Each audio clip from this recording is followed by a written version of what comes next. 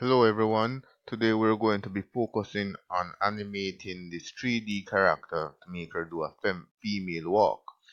What you will need to do this walk is that you will need to observe reference material such as this video. This video will outline the different key poses that will help us to animate this walk. It will also show us how certain body behaves in terms of secondary action, in terms of the breasts, the hands, the arms. So we're going to be looking at the secondary action from this video. Other reference material that we'll be utilizing this picture, this image here that shows the five main key poses of the walk: the contact, down, passing position, step, and then back into contact. The only difference is that the legs they switch around. Um, this assignment will be creating a loop where the character will walk in a cycle, but we're going to start off by doing a progressive walk from frames 1 all the way to frame 33. We're going to go to frame 33 and we're going to work out the timing for the animation as well. Furthermore, we'll also be looking at the timing for each of the key poses. So the key poses that we've identified, which are these five key poses here, we have to now examine the timing. The contact occurs on frame 1, down occurs on frame 5, passing occurs on 9, up on frame 13, and then contact on 17. So when we do the second step, it's going to go up by frame. If you realize it's a difference of 4. So the next one after this would be, after 17 would be 21, then 25, then 29, then 33. That is why you see we extended our timeline to 33. And we'll do one step. We're going to loop that animation and then set up a background to create the illusion as if she's walking in space. Alright, so let's begin. Now, what we have here, we have the perspective view of the character. And by going to the quad view, you see that we have 4 different views in which we can look at the character.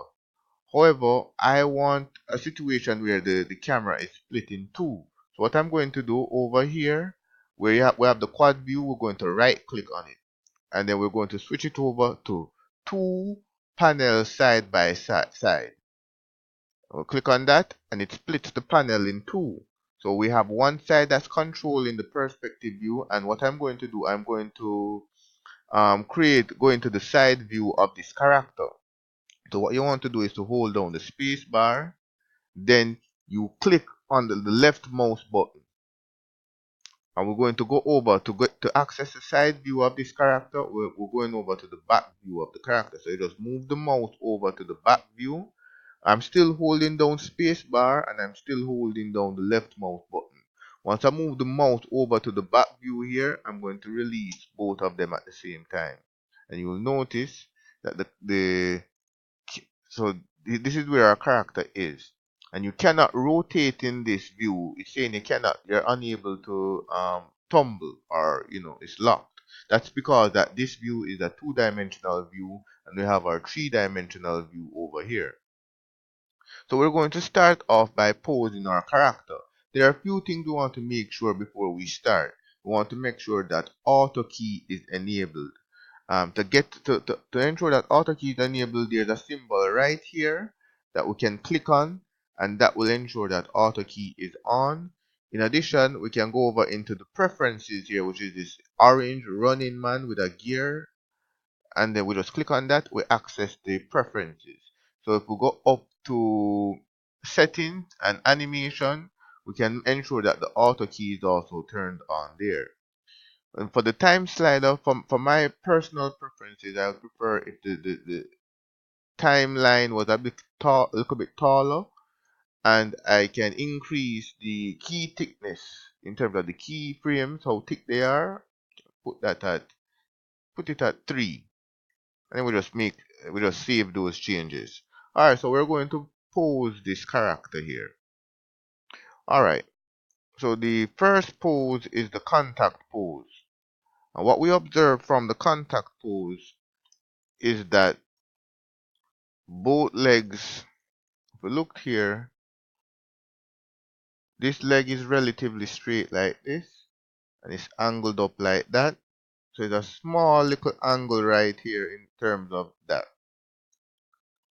So that is how far we're going to tilt the feet up.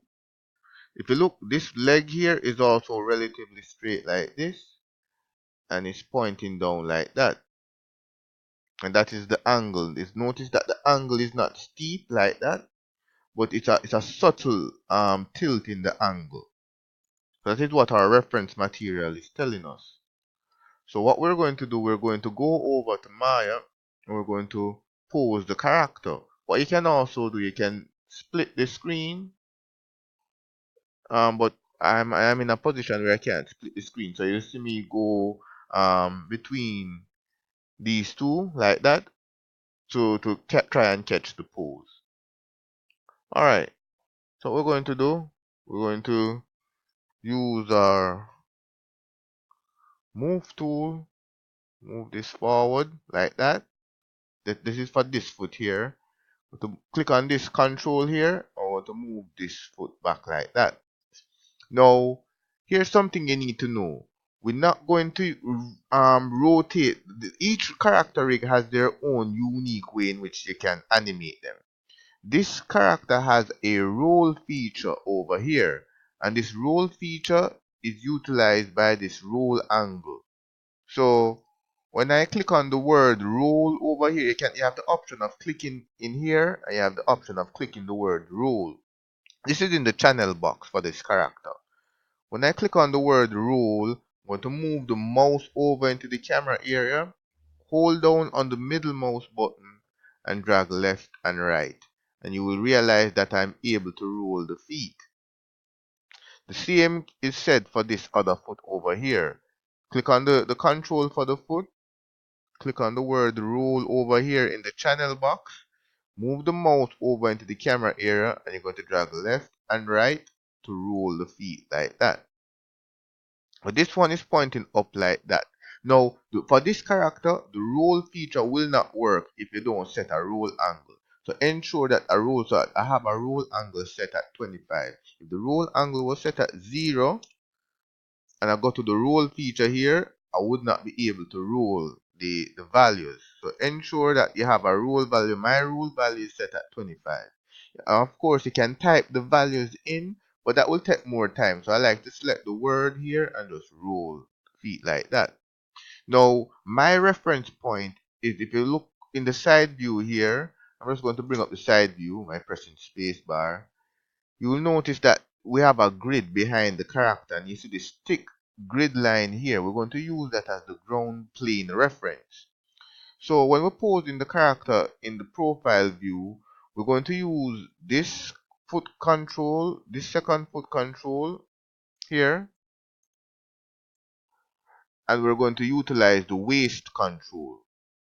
And the waist control, let me show you the way. The waist control is located here with these arrows. So that is what we're using to move the character. And we can move the character in any direction. We can move her left and right. We can move her forward and backward. Alright, so I'm going to select the waist control here. Push the character down. Notice now when I push the character down, if you look closely, her feet, it's now in contact with the reference line. So it's a matter of utilizing the foot controls and the waist control to get the pose how we want it. Alright, so we have that first pose. Now, what we also want to do, I'm going to hide the upper body so that we don't get distracted. Because if we look at the reference material, it's just only showing the lower body. So we're going to pose the lower body first, and then we're going to pose the upper body second. So to hide the upper body is located in the over here in the layer panel, and we're going to look for Alice skin. All we do, we just turn that off. So we turn off the skin for that, we're going to turn off the hair cap. We're going to turn off the eyes and mouth. We're going to turn off the single ponytail. We're going to turn off the original bang here. So when we look, we just have the lower body here that is set. All right, so we have that. So we have the first key pose set, um, as indicated by the reference material here. Now we're going into the second key pose. The second key pose happens at frame number 5, and that is the down position. And this pose here is the down position. Now, before we even continue with this, one thing you want to do, you want to ensure that the keyframe is set for this. Because if you look on my timeline here, no keyframe has been set. So we're going to highlight the entire character rig by drawing a box around it like that. We're going to press S on our keyboard, and you will notice that a red vertical stroke appears. So that means that there's a keyframe here, and then in addition, in the channel box, you will see all of here turn into red. So that is so that we have our first keyframe position. We're going to go to frame 5, and we're now going to pose the down position. Now, what we need to observe about the down position is that this leg that was formerly straight like this, it will now be bent slightly. If you realize there's a slight bend right here. A slight bend right there. I'll draw it better. Here and here. If we look at the front leg, this leg that was also formerly straight, it is now also slightly bent. You would have remembered that this foot that was angled up slightly like that, it is now flat on the ground. And this foot that was angled like this is now tilted at a higher degree. So the degree here is much higher than it was here. What we'll also notice is that the waistline level here is now slightly lower because this is the down position. So the character, what will happen is that we will move the waist forward and push it downward. And that will cause this leg to bend like this and this leg to have a slight bend like that. And by moving the waist forward like that, it will also cause this foot to increase in angle. This foot part here.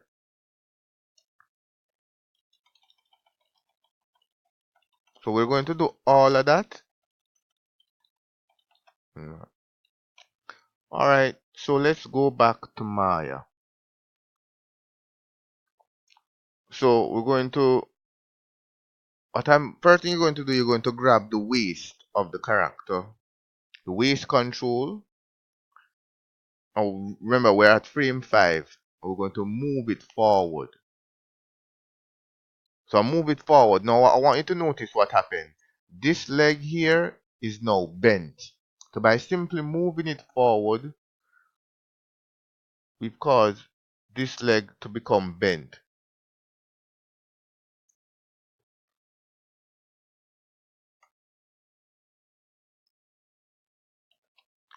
So we've moved the waist forward, and it has caused this leg to bend, and it has increased the angle right here. Now, when we've moved the waist forward, we want to push the waist downwards.